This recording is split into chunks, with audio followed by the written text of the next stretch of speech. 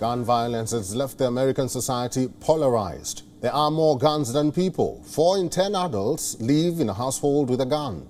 And thanks to the Second Amendment, firearms will remain ingrained in their everyday lives. Governments come and go, but policies hardly change. Fresh mass shootings bring the issue to the fore, and after criticism and hollow promises, it gets buried down. Something similar happened after the Texas school shooting on 24th of May. U.S. Vice President Kamala Harris addressed the country's mayors and called for united and tougher gun laws. To combat hate, we cannot be silent.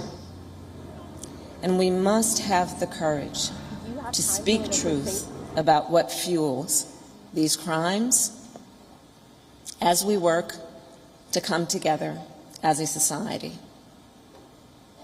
And so let us speak out. No 86-year-old should fear for her safety to go to the grocery store. No 9-year-old should be afraid to go to school. And no 18-year-old should be able to buy a weapon of war.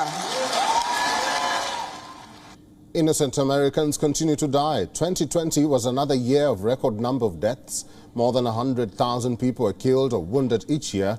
The rate is so high, it is one of the top leading 5 causes of death for Americans aged between 1 to 44 years of age. Now, for context, the month of May, which had 31 days, there were only 5 days when no gun violence was reported. And on one of the days, 8 different shootings were reported in a single day. This year has seen more than 230 shootings already.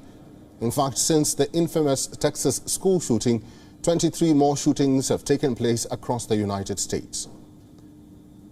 As irony plays out, the United States observed National Gun Violence Awareness Day this week. The White House is still lit up in orange for this. The color hunters wear to show they are not targets. This is America's way to call for an end to gun violence. Multiple bills have been put forward in the U.S. Congress to scrutinize gun buyers and restrict purchases of the deadliest weapons. But none has become law. Opinion polls show most Americans support at least moderate regulations on gun ownership. A latest poll showed 51% of Americans in favor of a nationwide ban on the sale of AR-15 rifles. But 32% of Americans still are in opposition.